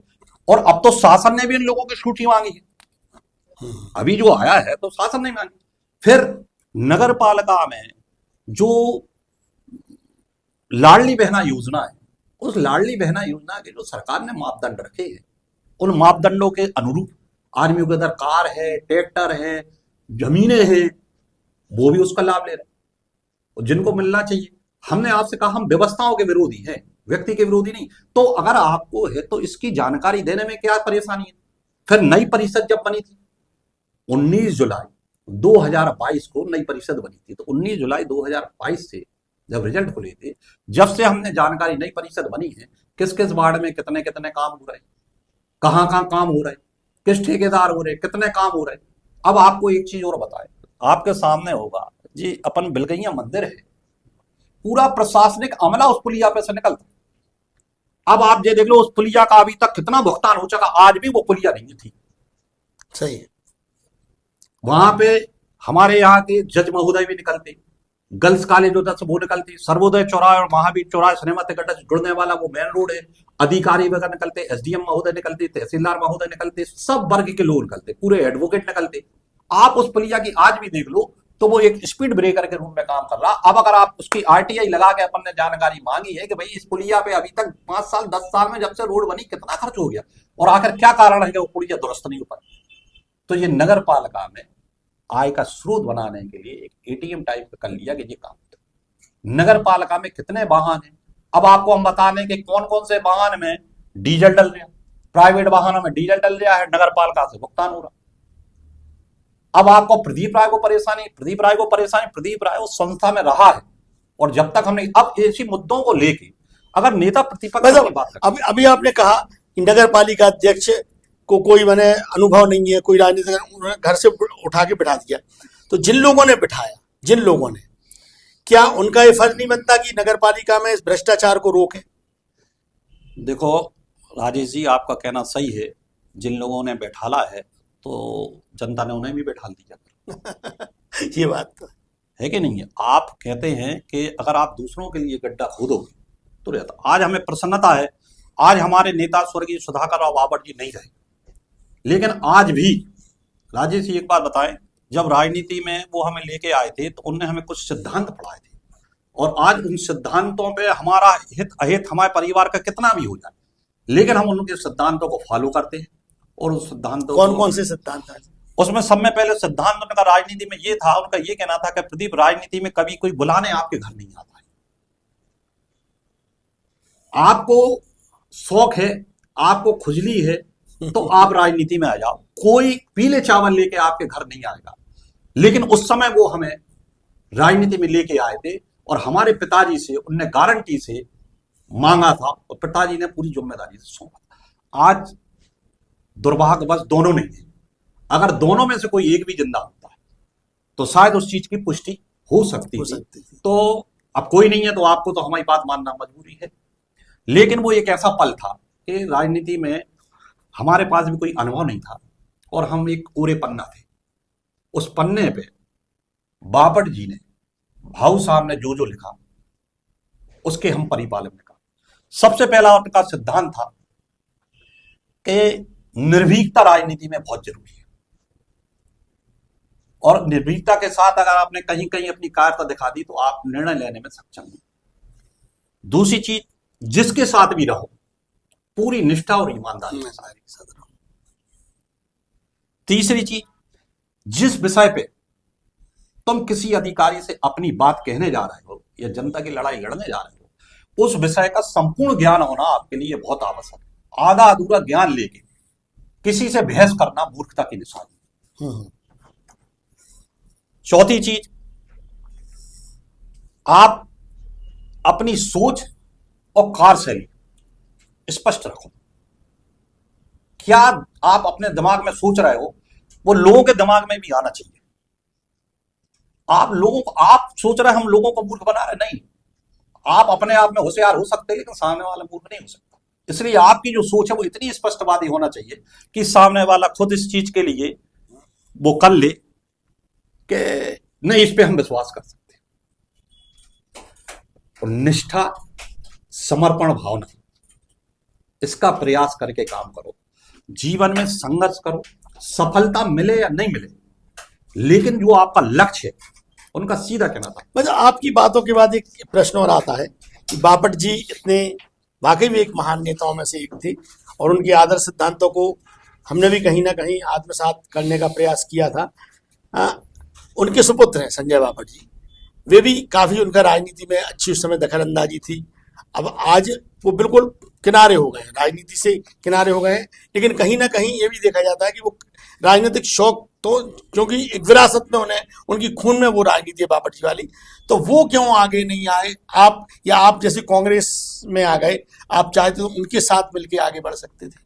देखो राजेश जी, ये उनका व्यक्तिगत मामला है और किसी के राजनीतिक व्यक्तिगत मामले में तो हम तो कर नहीं सकते हैं। हमने ये कहा है कि वो परिवार, केवल हम उस परिवार से राजनीतिक दृष्टिकोण से नहीं है। आज भाऊ साहब नहीं है क्योंकि वो थे, लेकिन आज जो भी स्थिति परिस्थिति कहीं भी रहती है तो वो परिवार हमारे लिए, हमारे परिवार के लिए व्यक्तिगत रूप से खड़ा हो जाता है। वो नहीं है। अच्छा, अकेला सवाल उनका आपका यार संजय जी का, वो तो हमें नहीं मालूम उनकी राजनीतिक सोच विचार क्या रहा है क्या है, कभी हमारी बात नहीं होती। लेकिन इतना हम जानते हैं कि किसी भी क्षेत्र के व्यक्ति को कोई भी आवश्यकता कुछ होती है तो उसमें वो खरे उतरते हैं मदद के लिए। वो ये कभी बात अपना राजनीतिक हिताहित नहीं है, राजनीति में ये उनको बात ज्यादा ये नहीं बात था। सही, ये बात उसमें सही। आप कभी भी देखेंगे तो वो खरे उतरते हैं, जितना उनसे प्रयास बनता है उस आदमी की मदद के लिए। अच्छा भाई साहब, आपसे ये जानना चाहेंगे कि राजनीतिक जीवन जो आपका रहा है अभी तक का, उसमें मतलब आदमी को एक सुखद चीज याद रहती है और एक बहुत दुखद। तो ऐसी कोई दो चीजें आपके जीवन में रही हो जो बहुत सुखद रही हो या बहुत दुखद रही राजनीति में आपने बिल्कुल सही कहा, सबसे बड़ी सुखद चीज जो थी वो थी हमारा 22 फरवरी 1900, नहीं 22 जनवरी 1999 का पल। शाम को लगभग 4:15-20 का रहा होगा, जब हमें नगर पालिका उपाध्यक्ष हो? पद के विजय होने की घोषणा की है। हमने कभी कल्पना नहीं की थी कि हम जैसा एक सामान्य परिवार से व्यक्ति, उपाध्यक्ष पद अपने आप में राजेश जी एक महत्वपूर्ण पद होता है। अध्यक्ष तो आरक्षण के आधार पर निर्वाचित हो जाता है, लेकिन उपाध्यक्ष उसी को चुना जाता है जो उस पद के लायक, क्योंकि उसे चुने हुए 25 पार्षद चुनते हैं, तो सीनियर मोस्ट के हिसाब से रहा। तो हम तो बहुत आभारी हैं कि बापट जी ने हमें उस लायक समझा था। और वो हमारा इतना था, आप विश्वास नहीं करो कि उस दिन रात में भी हम 2-3 बार सपने मतलब नींद से उठ के हम ये कहते थे कि क्या हम उपाध्यक्ष बने। मतलब कल्पना नहीं थी हमारे लिए, जो प्रसन्न था रही कि मतलब ऐसे में जैसे अटैक जैसी, क्योंकि कल्पना से हम तो पार्षद बन जाए यही बहुत कल्पना करते थे। क्योंकि उस समय जो राजनीति थी वो राजनीति का एक स्तर था। उस समय जो चुन के जनप्रतिनिधि आते थे, चाहे वो कांग्रेस से हो चाहे वो बीजेपी से हो, वो जनप्रतिनिधि बहुत प्रभावशाली रहते थे, बड़े बड़े दिग्गज रहते थे, तो वो पार्षद का चुनाव लड़ते थे। अब आज तो तुम देख ही रहे स्थिति परिस्थिति इसलिए जो राजनीति का जो माहौल है ना, वो माहौल जो है ना वो धीरे धीरे डाउन होता जा रहा। लोगों को जनप्रतिनिधियों से घृणा टाइप की होने लगी। आप अपन कुछ भी रहे, अकेला कुर्ता पजामा पहन लेना जैसे हमारा तो शौक रहा। सवाल उसलिए नहीं, सवाल ये कहते हैं कि आप अगर इस पद पे हो तो उस पद का आप निर्वाह कर रहे हैं। ये लोगों के अंदर एक जो चीज है, और उसी चीज के लिए हम कुछ भी नहीं है। तो अब समस्या समाधान सेवा जो अपन ने खोला है वो उसी विषय को लेके है कि हम सुखद पद में। सुखद पल की आपने जान, आपके जीवन का कोई ऐसा दुखद पहलू भी कहीं ना कहीं वो राजनीति में तो रहा हो? कहने में भी राजेश जी बहुत तकलीफ है, क्योंकि दुखद पल तो दुखद ही होता है और लोग ज्यादातर दुखद पल को भूलने का प्रयास करते हैं। और बहुत लंबा समय हो हम गया आपको याद दिलाने का प्रयास कर रहे हैं। कर रहे हो तो हम बताएंगे। और वो सब में ज्यादा दुखद पल जो रहा है वो हमारा रहा है कि खुरई प्रकरण में हमारा जेल जाना। 1 मई 2022 को सुबह लगभग 7:30-8 बजे के लगभग 60-70 पुलिस की फोर्स घर में आती है और एक आतंकवादी, एक बहुत बड़े अपराधी की तरह वो हमें घर से गिरफ्तार करके ले जाती है। और चूंकि हमें प्रसन्नता इस चीज की है कि वो विषय भी एक राजनीति से जुड़ा हुआ था, किसी अपराध से जुड़ा हुआ नहीं था। हम राजनीति के शिकार थे और उससे उस पल को याद करते हैं और उसको हमें गिरफ्तार कर जो 70 दिन हम जेल रहे। हमने अपने जेल में जो हमने भोगा और जेल के बाहर जो हमारे परिवार ने भोगा। हमारा एक पुत्र एक पुत्री है, हमारी पत्नी है, वो गृहिणी है, ज्यादा कोई चीज में उनको नहीं रहता है, माता पिता है नहीं है, नहीं तो वो झेलते। तो हमारे परिवार और परिवार के साथ जो हमारे शुभचिंतक परिवार के लोग थे, उनने भी वो कष्ट को झेला। तो ये पल कभी भुलाने वाला नहीं है। हम कितनी कोशिश कर ले कि उसको भूल जाए, लेकिन अब वो घटना एक ऐसी दुखद घटना थी कि राजनीति में कभी किसी के साथ ऐसा ना हो। हम तो संघर्ष कर रहे थे, जनता की लड़ाई लड़ने वाली बात थी। इतना बड़ा कोई अपराध तो था नहीं। आज बड़े बड़े अपराधी जो है वो सरेआम घूमते। और 70 दिन का, राजेश जी, 2.5 महीने का समय कम नहीं होता। 2-4 दिन तो सब चलते हैं। और हमें तो क्या है कि 18 में कांग्रेस की सदस्यता ली, और 18 कांग्रेस में सदस्यता के आज बार लड़ाई और संघर्ष ही संघर्ष तो चलता। इतने कांग्रेस के पुराने नेता है, हमें जैसे उनसे कभी 1-2 दिन के लिए भी जेल गए हो कोई। और आपने खुरई वाली बात कही। निश्चित रूप से हमारे कई दर्शक जो राजनीति से इत्तेफाक रखते हैं वो जानते हैं वो पूरा मामला क्या था। हम उस मामले में बहुत ज़्यादा गहराई से नहीं जाएंगे भाई साहब। हम आपसे ये जानना चाहेंगे कि जब आप भाजपा छोड़कर कांग्रेस में आए तो ये फैसला आपने अचानक लिया था, या आपके भीतर कोई लंबे समय से संघर्ष चल रहा था, या विचारधारा बदलना आपकी कोई राजनीतिक मजबूरी थी? नहीं राजेश जी, विचारधारा बदलना हमारी कोई राजनीतिक मजबूरी नहीं थी। हम किसी लोभ लालच में नहीं आए। हमने आपसे कहा है कि बिना विधानसभा सीट आरक्षित है, नगरपालिका सीट आरक्षित है, जनपद सीट आरक्षित है। मैं आरक्षण वर्ग से नहीं आता हूँ, मैं ओबीसी वर्ग से आता हूँ। तो मेरी कोई चुनाव लड़ने की कोई मंशा तो थी नहीं कि इनको टिकट नहीं दो, हम आ रहे हैं, हम छोड़ के आ रहे हैं। ये कोई विषय नहीं था। बात केवल ये थी कि जब अपने मान सम्मान और स्वाभिमान पे कहीं ठेस न लगे और अपन को प्रत्यक्ष अप्रत्यक्ष रूप से संगठन में बैठे सत्ता के लोग अपमानित करने लगे, तो फिर उधर पे अपना अस्तित्व बचाने के लिए एक मजबूरी हो जाती है कि अब हम, चूंकि 5 जुलाई 2011 को बापट जी का स्वर्गवास हो गया था, तो उनके जाने के बाद जितनी राजनीतिक क्षति व्यक्तिगत रूप से मुझे हुई है, मैं समझता हूं किसी को नहीं हुई, क्योंकि सबका सेटलमेंट एडजस्टमेंट हो गया और कर ही नहीं लेते। लेकिन उनके जाने के बाद, क्योंकि वो हमें राजनीति में लेके आए थे और उनने बहुत कम उम्र में मुझे नगर पालिका उपाध्यक्ष बनाया, और मुझे मालूम है अगर आज वो होते तो मुझे वो और आगे बढ़ाने का प्रयास करते। लेकिन चलो ठीक है, समय परिस्थिति जो वक्त को तय है उस पर समझौता करके चलना चाहिए। लेकिन आप कांग्रेस में आ गए। कांग्रेस में आने के बाद आपकी कौन कौन सी उम्मीदें पूरी हुई और कौन सी आदत हो रही है? नहीं, हम कोई उम्मीद आशा लेके नहीं आए थे। हम तो संघर्ष विचारधारा के व्यक्ति हैं। आपने कहा कि उस समय आपके लिए मतलब वो तवज्जो नहीं दी जा रही थी भाजपा में। हाँ, आप तो वो क्या कांग्रेस में आपको मिली? नहीं, कांग्रेस में तो उससे ज्यादा मिली। कांग्रेस में उससे ज्यादा ये मिली कि 10 साल सरकार रही। 2003 से लेकर माननीय दिग्विजय सिंह जी मुख्यमंत्री रहा करते थे। 2093 से लेकर 3 तक मैंने भारतीय जनता पार्टी के संगठन के लिए इतने आंदोलन धरना प्रदर्शन किए, चाहे वो विद्युत मंडल का हो, चाहे कुछ हो, अर्थी जुलूस निकालना, करीब 15-17 मुकदमे मेरे ऊपर चले। तो ऐसा नहीं है कि नहीं है, वही मेरी विचारधारा सोच। आज मैं कांग्रेस में आ गया तो कांग्रेस के लिए भी मेरी वही विचारधारा। ऐसा नहीं है कि हमें चुनाव लड़ना है, ऐसा नहीं है, मैं तो पात्रता ही नहीं रखता चुनाव लड़ने की। लेकिन मैं संघर्ष की मेरी सोच है। और गलत, मैं राजेश जी बता दूं, मैं किसी व्यक्ति विशेष का विरोधी नहीं। ना मेरी बुराई महेश राय जी से थी, क्योंकि जब मैंने भारतीय जनता पार्टी को छोड़ा था, जब महेश राय जी विधायक थे। हाँ भाई साहब, 1 मिनट आपको रोकना चाहेंगे, क्षमा करना। आप महेश राय जी का आपने नाम लिया। हमने आपकी राजनीति को शुरू से देखते आ रहे हैं। एक समय ये था आप महेश राय जी का बड़ा जबरदस्त खुला विरोध करने लगे थे। पार्टी में रहते हुए आपने बहुत विरोध किया, और किन मुद्दों पे किया वो अभी हम आपसे जानेंगे। और उसके बाद ऐसी लोगों में जन चर्चा है, ऐसी चर्चा है कि अब आपने महेश राय जी से हाथ मिला लिया है और उनके साथ मिलके आप मतलब वर्तमान में जो अभी आपकी राजनीति चल रही है उनके साथ मिलके चल रही है। तो इसमें आप कुछ कहना चाहेंगे हमारे दर्शकों से? नहीं, हमें तो आप राजेश जी ये पूछना चाहते हैं कि प्रदीप राय इतना कमजोर हो गया है कि वो किसी का साथ ले? क्या आपको आज तक की कार्यशैली में लगा है कि हमने किसी से हाथ मिलाया हो? हाथ मिलाने के बहुत बड़े बड़े अवसर आए, बहुत बड़े बड़े पैकेज के अवसर आए।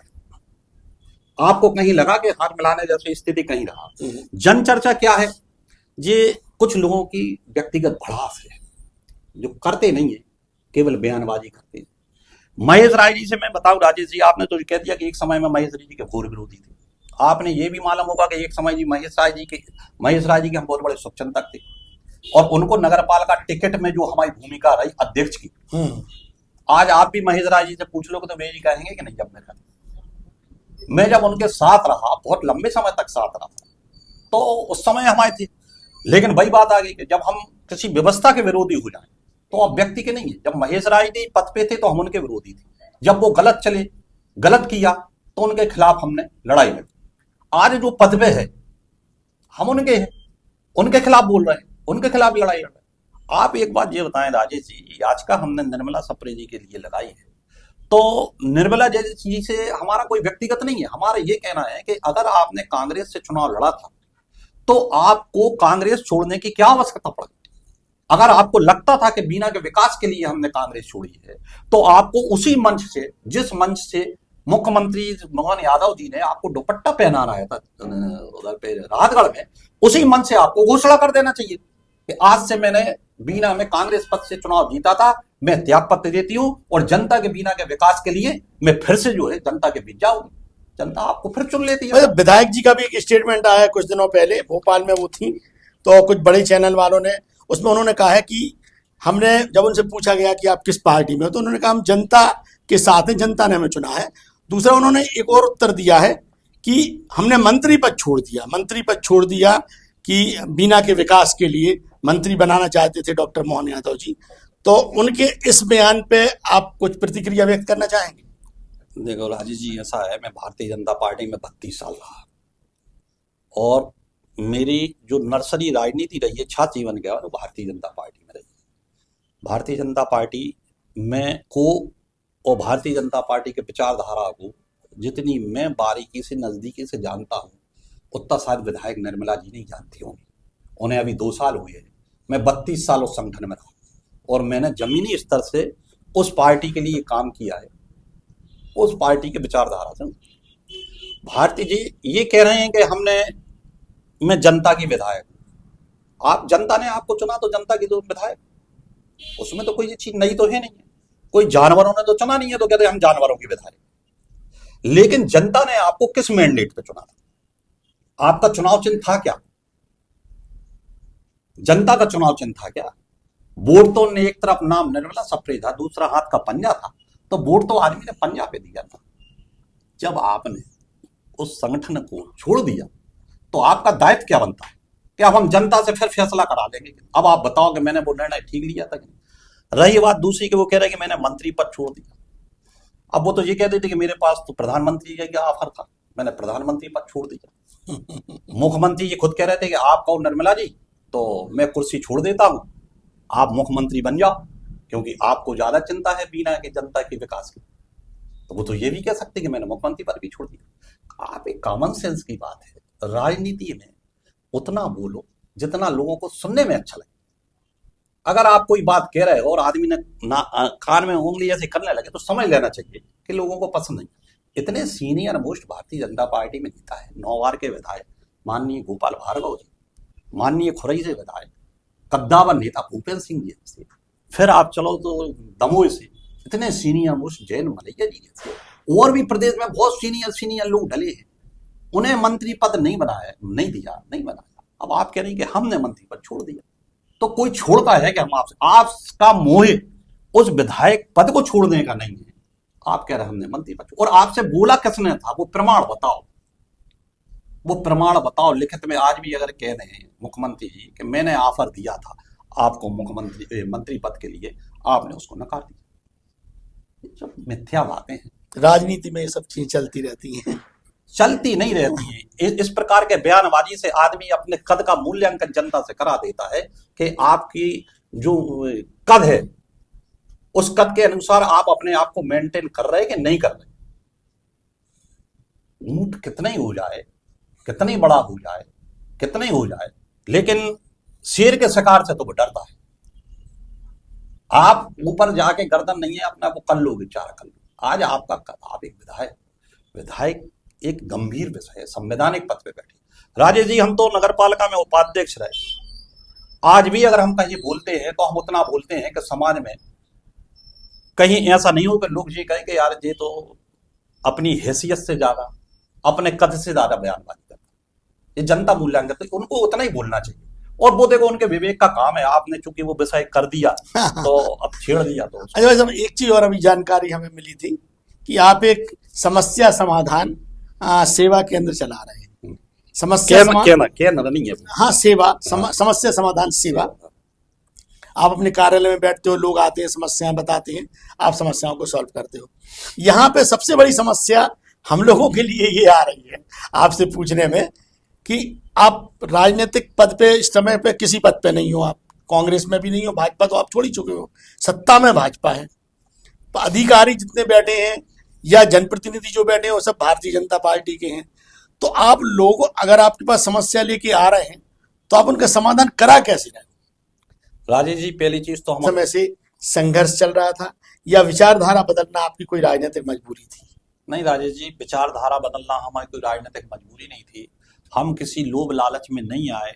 हमने आपसे कहा है कि बीना विधानसभा सीट आरक्षित है, नगरपालिका सीट आरक्षित है, जनपद सीट आरक्षित है। मैं आरक्षण वर्ग से नहीं आता हूँ, मैं ओबीसी वर्ग से आता हूँ। तो मेरी कोई चुनाव लड़ने की कोई मंशा तो थी नहीं कि इनको टिकट नहीं दो, हम आ रहे हैं, हम छोड़ के आ रहे हैं, ये कोई विषय नहीं था। बात केवल ये थी कि जब अपने मान सम्मान और स्वाभिमान पे कहीं ठेस लगने लगे और अपन को प्रत्यक्ष अप्रत्यक्ष रूप से संगठन में बैठे सत्ता के लोग अपमानित करने लगे, तो फिर उधर पे अपना अस्तित्व बचाने के लिए एक मजबूरी हो जाती है कि अब हम, चूंकि 5 जुलाई 2011 को बापट जी का स्वर्गवास हो गया था, तो उनके जाने के बाद जितनी राजनीतिक क्षति व्यक्तिगत रूप से मुझे हुई है, मैं समझता हूं किसी को नहीं हुई, क्योंकि सबका सेटलमेंट एडजस्टमेंट हो गया और कर ही भी लेते। लेकिन उनके जाने के बाद, क्योंकि वो हमें राजनीति में लेके आए थे और उनने बहुत कम उम्र में मुझे नगर पालिका उपाध्यक्ष बनाया, और मुझे मालूम है अगर आज वो होते तो मुझे वो और आगे बढ़ाने का प्रयास करते। लेकिन चलो ठीक है, समय परिस्थिति जो वक्त को तय है उस पर समझौता करके चलना चाहिए। लेकिन आप कांग्रेस में आ गए, कांग्रेस में आने के बाद आपकी कौन कौन सी उम्मीदें पूरी हुई और कौन सी आदत हो रही है? नहीं, हम कोई उम्मीद आशा लेके नहीं आए थे, हम तो संघर्ष विचारधारा के व्यक्ति हैं। आपने कहा कि उस समय आपके लिए मतलब वो तवज्जो नहीं दी जा रही थी भाजपा में। हाँ, आप तो वो क्या कांग्रेस में आपको मिली? नहीं, कांग्रेस में तो उससे ज्यादा मिली। कांग्रेस में उससे ज्यादा ये मिली कि माननीय हमारे पूर्व मंत्री प्रभु सिंह ठाकुर जी ने जब चुनाव लड़ा लोकसभा का, और उनने हमें पूरा विश्वास रखा हम पे, उनने पूरी बागडोर दी हमारे लिए। और हम जो है अपने कहना चाहिए शमशाबाद, सिरौन, कुरवाई विधानसभा क्षेत्र, जहाँ पे हमारी जमीन भी है, उस क्षेत्र की बागडोर उन्होंने रखी। और जहां जहां हमें जरूरत उनको लगी कि यहाँ प्रदीप को करना है, तो पूरा सम्मान जो रहा है उन्हें पूरा सम्मान मिला।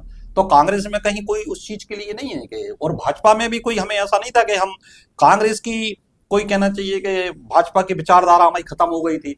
भाजपा में कुछ लोगों की कार्यशैली ऐसी हो गई थी, वो कार्यशैली के कारण हमें लगता था कि ये नहीं चाहते कि हम रहे। अब चूंकि हमारे नेता थे नहीं और राजनीति के अलावा हमारा जीवन कुछ बचा नहीं है। सही है। तो अगर हम मान लो पार्ट टाइम राजनीति कर रहे होते, धंधे के हिसाब से कर रहे होते, तो हम अपना धंधा बदल के उनके, हमें याद है जहां तक आप बीच में पत्रकारिता में भी आए थे। आपने थोड़ा सा, अशोक भाई साहब जो आपके बड़े भैया हैं, उनके माध्यम से ऐसा पता चला था कि वो चाहते थे कि आप पत्रकारिता क्षेत्र में आ जाएं। नहीं, पत्रकार क्षेत्र में हम आए थे राजेश जी, वो बात आपसे छुपी हुई नहीं है। और न्यूज वर्ल्ड एक जो चैनल था, तो वहाँ के हम ब्यूरो चीफ भी रहे हैं उधर से, और चूंकि भोपाल में थे उस समय, तो हमने जरा कुछ समय के लिए पत्रकारिता भी रखी है। लेकिन पत्रकारिता हमने बताई ना कि आज की जो पत्रकारिता वो हमारे स्वभाव के अनुकूल नहीं बन पाई, तो वो नहीं रहे। क्योंकि हम अगर किसी अधिकारी से कोई क्वेश्चन कर रहे हैं तो वो हमारी कोई राजनीतिक शैली से होगी बात, तो वो हमें सूट नहीं हुई, इसलिए ज्यादा दिन हम वो आपके उस परिवार में खप नहीं पाए। चलिए, मतलब ऐसी कौन सी चीज है, जब आप उपाध्यक्ष रहे नगर पालिका के, तो आप कौन से ऐसे काम है जो आप आज गर्व से कह सकते हैं कि ये काम हमने किए, या उस समय कोई ऐसी गलती रही हो जो आपको आज ये राजेश जी काम तो बहुत रहे छोटे छोटे, लेकिन कुछ लोग हमसे कहते हैं, हमें अच्छा लगता है, उस समय वो चलो हम नासमझी में थे, लेकिन आज लोगों को लगता है।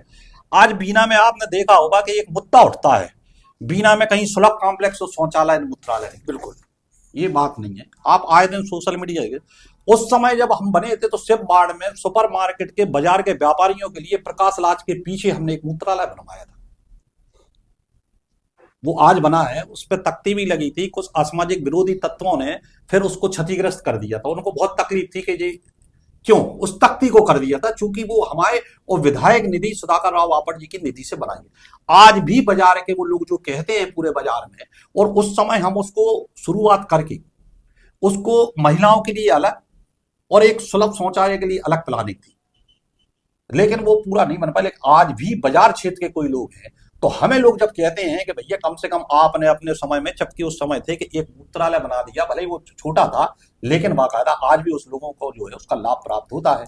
मतलब आज विधायक जी बोलती हैं कि 127 करोड़ रुपए से अधिक के काम उन्होंने बीना में कराए हैं, स्वीकृत कराए हैं, जो भी किया है, और एक सुलभ कॉम्प्लेक्स की कमी, मतलब 127 करोड़ और एक सुलभ कॉम्प्लेक्स की कमी। तो आपको लगता नहीं है कि वो विकास कार्य कहीं दिखाई दे रहे हैं धरातल पे?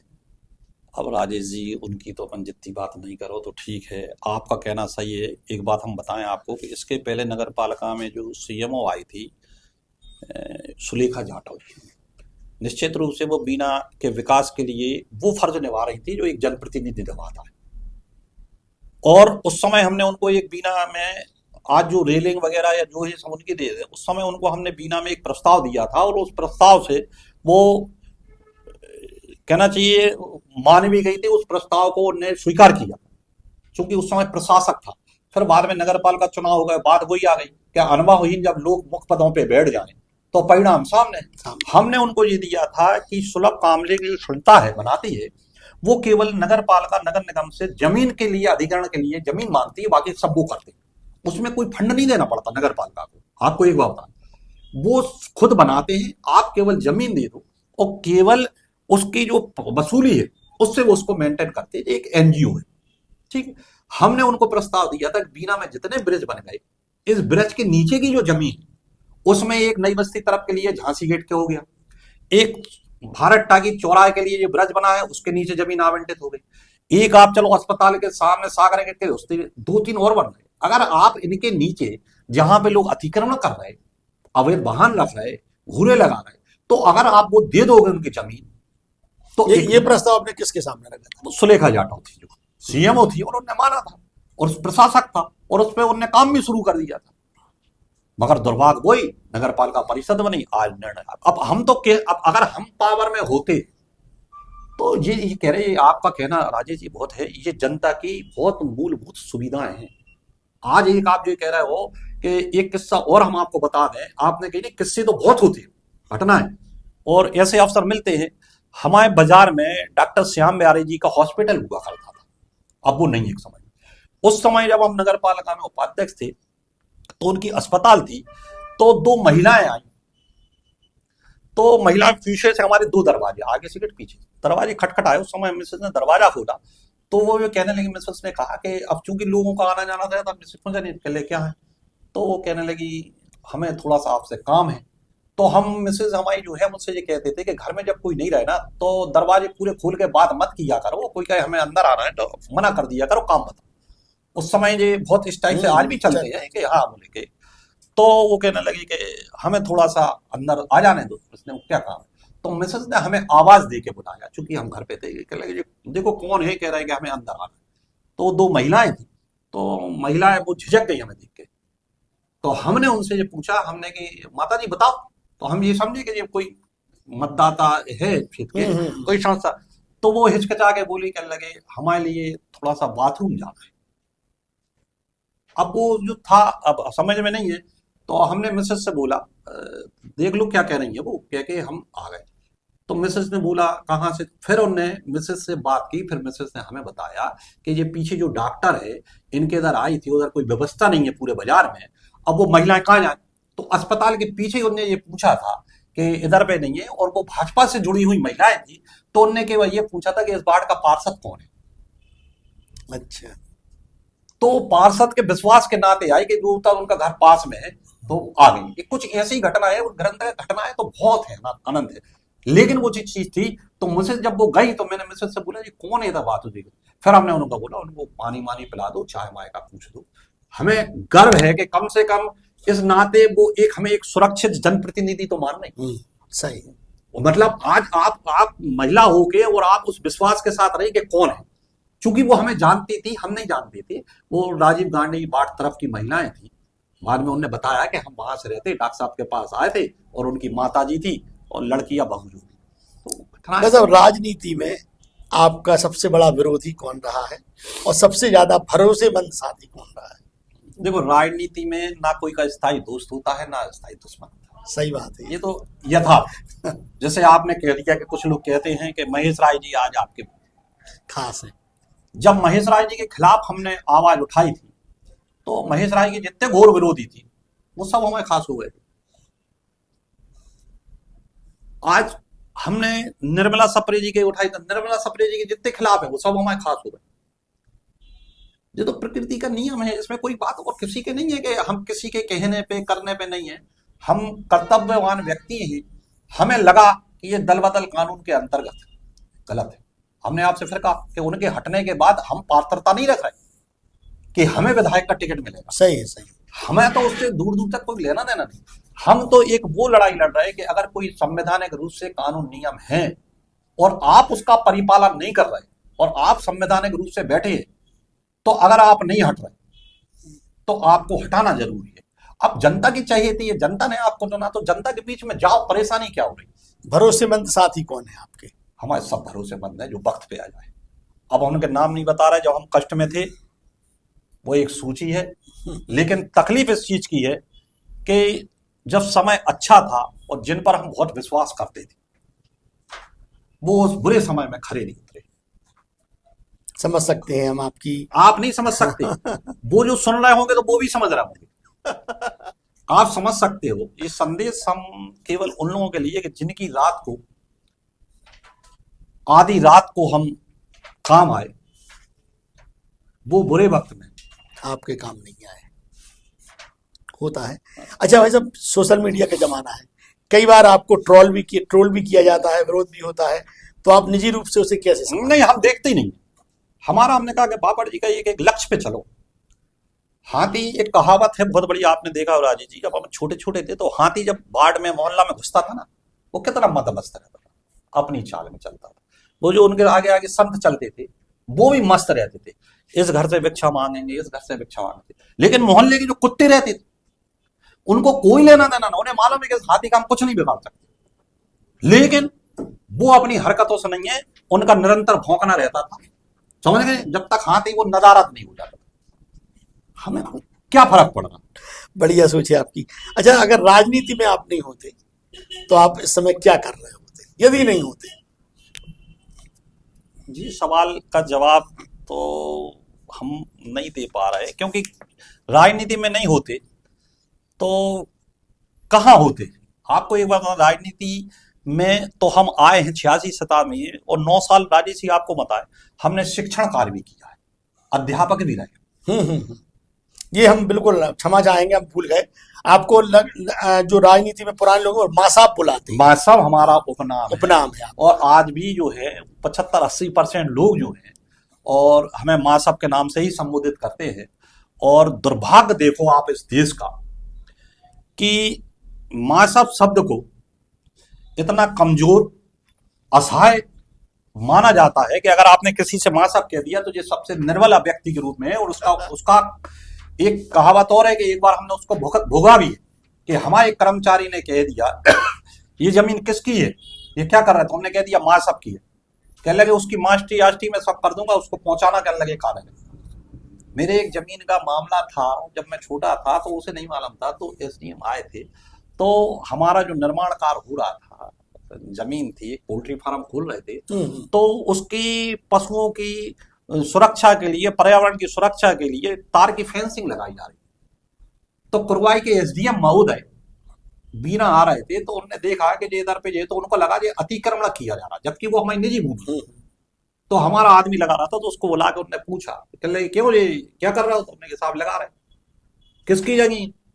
वो माँ साहब की। तो उसको लगा कि हम कोई सरकारी मास्टर है। तो जिस प्रकार से उसने बोला, उस प्रकार से सुबह आके हमें कर्मचारी ने बोला कि हमने तुमने तो नाम नहीं बताया। कह नहीं, हमने नाम नहीं बताया, कि ये प्रदीप राय की है, वो बीना में रहते हैं। हमने बोला माँ से, तो कहने लगे कहाँ का मास्टर है, कहने लगे उसको बुलाना। दूसरे दिन हम एसडीएम कार्यालय गए थे, तो बात जब हमारी हुई तो वो कहने लगे आपको तो मास्टर बोला था।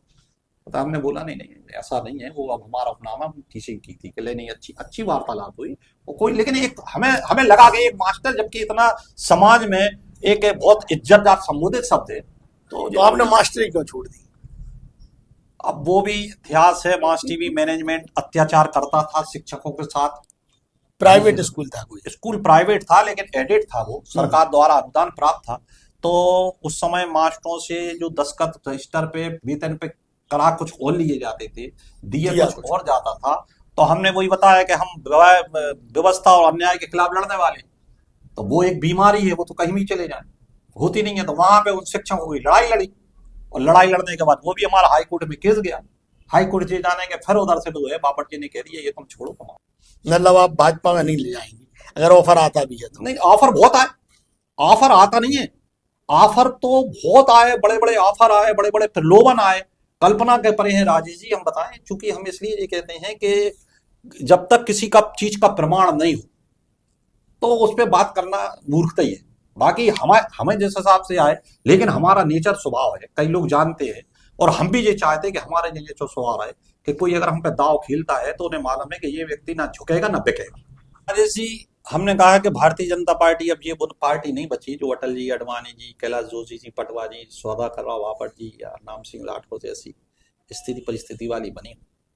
अब आए दिन भारतीय जनता पार्टी में जिस प्रकार से असंतोष व्याप्त है, और पुराने निष्ठावान कार्यकर्ता अंदर ही अंदर जो नाराज है, उनको देखकर, और चूंकि हम रहे हैं, हमारे परिवार के सदस्य भी हैं, आज वार्तालाप तो होती है। राजनीति में ऐसा तो है नहीं है कि वो हमारे दुश्मन है। दुश्मनी, राजनीति, विचारधारा एक अलग चीज, लेकिन उनसे बात होती है, और जब वो अपनी पीड़ा व्यक्त करते हैं तो हमें अंदर अंदर बहुत खुशी होती है कि हम सही जगह। हमें खुरई विधानसभा की जिम्मेदारी दी गई थी, आपको बताया, विधानसभा वहां पे हम इलेक्शन एजेंट बनाए। कमलनाथ जी ने पूरा विश्वास जमाया। जहां पे कोई आदमी खड़े होने तैयार नहीं था, वहां पे हम छाती अड़ा के खड़े हुए। तो ये केवल निष्ठा विश्वास की बात है ना। और वहां पे खरीद फरोख्त ये सब बहुत छोटी चीजें थी, लेकिन उस व्यक्ति, उस प्रत्याशी के लिए, मेरी बहन रक्षा राजपूत के लिए जितना हमसे बना था, और वो भी ये कहती है कि मेरा सगा भाई इतना नहीं करेगा जितना आपने किया। तो समय वक्त निकल गया, लेकिन हमारे ऊपर पूरे चुनाव में कोई कुरई में उंगली नहीं उठा पाया आज भी। तो हमारी अगर पहचान है तो हम ये चाहते हैं हमारे बाद हमारी पीढ़ी को भी कोई ये नहीं कहे, बच्चे को भी नहीं कहे, वो तो खैर राजनीति से कोसों दूर है, लेकिन ये कलंक हम अपने सिर पर नहीं लगाना चाहते कि कल को कोई ये कहे कि जब मुद्दा उठाया तो ये सौदा कर। बहुत बढ़िया। मतलब अंतिम प्रश्न है आपसे कि आपको कौन सी बात से ज्यादा गुस्सा आता है, जो आज का सिस्टम चल रहा है उससे, मीडिया से, या फिर जनता से? सिस्टम से। सिस्टम से कैसे?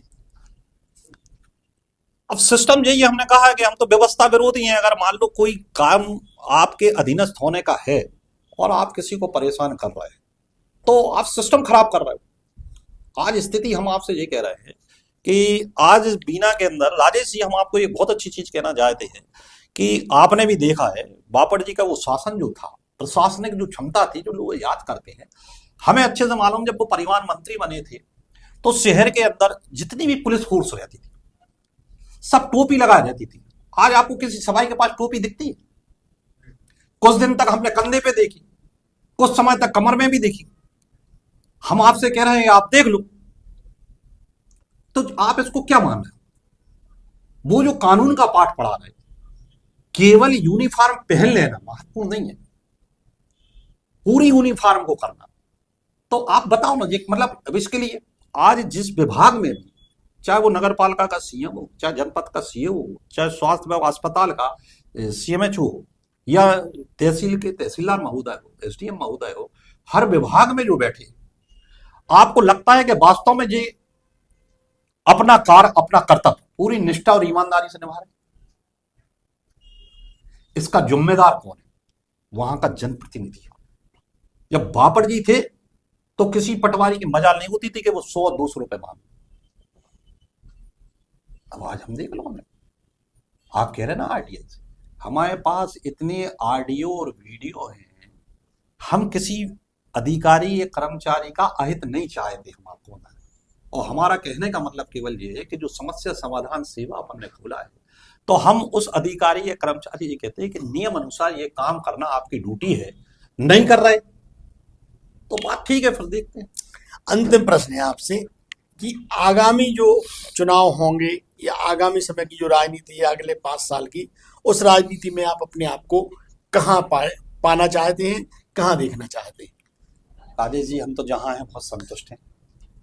आगे अगर कहीं कोई अवसर संगठन देता है, जनता देती है, और जनता को लगता है कि ये व्यक्ति एक बार फिर स्वर्गीय सुधाकर राव बापट की विचारधारा को लेकर आगे बढ़ेंगे और जनता अवसर देगी, तो हम खड़े हैं। नहीं भी हैं तो जनता के लिए लड़ रहे हैं। आगे अगर मान लो किसी पद पे बैठाल के आधिकारिक रूप से अगर हमें अवसर मिलेगा काम करने का, तो हम ये चाहते फिर कार्य करने का तरीका क्या है, कार्य होते कैसे हैं, वो हम ये चाहते कि एक बार हमारी इच्छा है कि जब हम उपाध्यक्ष बने थे, जब हम नादान थे, 26 साल पुरानी, 26 साल पहले हमारी क्या उम्र है, लेकिन खुशी इस चीज है कि उन 5 सालों में जो हमने सीखा जी, नगर पालिका उपाध्यक्ष रह के, उन 5 सालों में जो राजनीति सीखी है वो आज तक हमारे काम आ रही है। और अब 26 सालों में उसके बाद तो बहुत अच्छे बुरे अवसर सब आए, जेल गए, बाहर आए, पार्टी बदली, राजनीतिक अनुभव, जेल जाने का अनुभव, दोनों पार्टी नेता का जितना अनुभव है, नेताओं के सारे अनुभव आपके पास आ नहीं, सारे तो खैर कभी कोई के पास आ ही नहीं सकते हैं, लेकिन एक क्षेत्रीय वातावरण जो हमारा बीना विधानसभा है, वहां के लोग क्या चाहते हैं, वहां की जनता की समस्याएं, मूलभूत समस्याएं क्या है, और इतनी राजनीति छोटी छोटी समस्याएं हैं जो एक फोन पे हल हो सकती। अभी आपने कहा था 176-73 करोड़ का कितना आपने बताया है, 127 करोड़, और एक छोटी छोटी मूलभूत समस्या है कि कहीं सुलभ शौचालय जी नहीं है।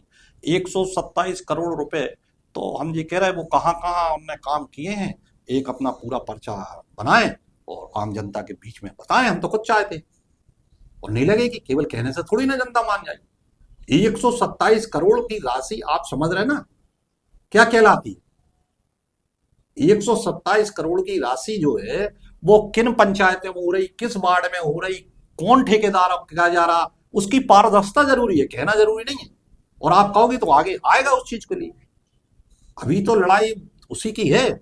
और आप ये कहो कि बीना को हम जिला बना देंगे, हमने 30-27 करोड़ के ये कहे, ये सब चीजें जनता स्वीकार सुनने के लिए, लेकिन आप जनता के बीच में विश्वास मत करने के लिए आपको तो कह देना चाहिए कि नहीं नहीं, हम तो जनता की लड़ाई लड़ रहे हैं, जनता ने हमें चुना है, 127 करोड़ को ये काम है, बीना को जिला क्या, बीना की तो राजधानी बन जाए, हम कह रहे दिल्ली की जगह बीना। चाहती है जनता, कौन नहीं चाहती बीना की जनता?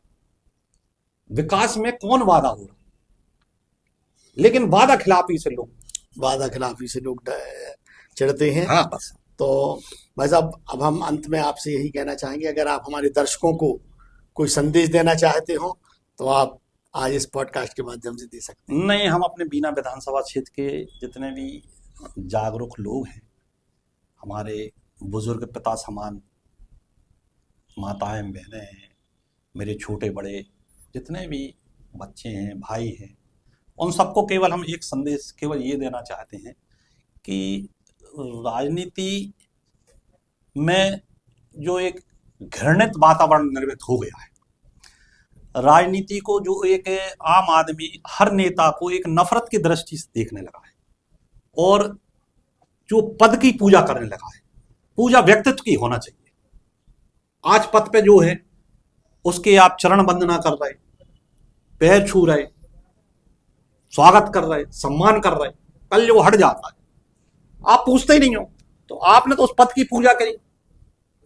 आदमी का व्यक्तित्व होना चाहिए, वो पद पे रहे या नहीं रहे, उसकी पूजा हो, उसका मान करो तो ठीक है। दूसरी चीज, जो एक नफरत की राजनीति निर्मित हो गई है, अपन को इससे दूर रहना चाहिए, और अच्छे लोग अच्छे ही रहते हैं, और कंधा तो देखो चार सबको लगता है, चाहे वो संत हो चाहे वो फकीर हो, अंतिम समय में जाना सबको वही है, चाहे आप पैसे वाले हो चाहे आप भिखारी हो, निर्णय अंतिम जो है वो। लेकिन वक्त के साथ अपने आप को ढाल लेना और वक्त के साथ संघर्ष करके अपने आप को निखार देना, ये दोनों अलग अलग है। आपके लिए जो उचित लगे, अच्छा लगे, करो, गलत गलत होता है। आप थोड़ा सा डर सकते हो, आपको भयभीत किया जा सकता है, प्रलोभन में लिया जा सकता है, लेकिन आपका मन ये कहता है कि नहीं यार, इसने हमें डरा दिया है, हम क्या करें, या इसने हमें खरीद लिया है, क्या करें। गलत का विरोध खुल के करो, कोई कोई परेशानी नहीं। आप अपना कमा रहे, अपना खा रहे हो, और जो नफरत राजनीति में, उससे दूर रहो। बहुत बढ़िया। बहुत बहुत आपने जो बात कही कि नफरत जो राजनीति में फैल रही है उससे दूर रहें और जनता जागरूक भी बने, ऐसा भी आपका संदेश है। तो ये थे प्रदीप राय, नगर पालिका के पूर्व उपाध्यक्ष और एक प्रखर वक्ता की इन्हें उपाधि पूरे क्षेत्र की जनता द्वारा पहले ही दी जा चुकी है। बहुत अच्छा बोलते हैं। आज हमने जो भी इनसे बात की, इन बातों के बाद हम इसी निष्कर्ष पर पहुंचे हैं, इनके बारे में यही कह सकते हैं कि अपनी हिम्मत पे उड़ने के कायल हैं हम, अपनी हिम्मत पे उड़ने के कायल हैं हम, मौसमी हवाओं के सहारे नहीं, रुख हवाओं के बदले हैं हमने सदा, हम परिंदे हवाओं से हारे नहीं। ये वही परिंदे हैं जो हवाओं से नहीं हारे। भाई साहब, आप आए, बहुत समय दिया, आपका बहुत बहुत धन्यवाद। आपका धन्यवाद कि आपने आज इस कार्यक्रम के माध्यम से हमारे जीवन के उन हिस्सों को भी उजागर करने का मौका दिया, उस चीजों का स्मरण करने का अवसर दिया जो शायद हम भूल जाते, लेकिन आज फिर से वो तरोताजा हो गई और लंबे समय तक रहेंगी। राजनीतिक जीवन में घटनाएं तो बहुत घटी हैं और आगे भी घटती रहेगी राजेश जी, और आप इसी पथ पे चलते रहे। बहुत लंबे समय से आपका प्रयास था मुझे बुलाने का स्टूडियो में, और मैं शायद उसको नकारता रहा, इसलिए कि जिस प्रकार से आजकल मीडिया, आपने पहले ही कह दिया था, मुझे किसी से कोई घृणा है या किसी से कोई आपत्ति है या किसी से कोई नाराजगी नहीं है राजेश जी। मैं तो केवल सत्यता, उस समय परिस्थिति, वो व्यवस्थाओं के साथ चलने वाला हूं। आप जब गलत करोगे तो मैं आपके स्टूडियो पे आके भी ये कह दूंगा राजेश जी इस जगह आप गलत। आपने मुझे मौका दिया, इसके लिए मैं हृदय से आपका धन्यवाद करता हूं। धन्यवाद भाई साहब। तो ये थे प्रदीप राय। आपको यदि हमारा आज का पॉडकास्ट शो पसंद आया हो, अच्छा लगा हो, आपको लगा हो कि हम वाकई में जमीन से जुड़ी हस्तियों के साथ बात कर रहे हैं, तो आप इसे अधिक से अधिक लाइक करें और हमारे इस चैनल को सब्सक्राइब करना ना भूलें। नमस्कार।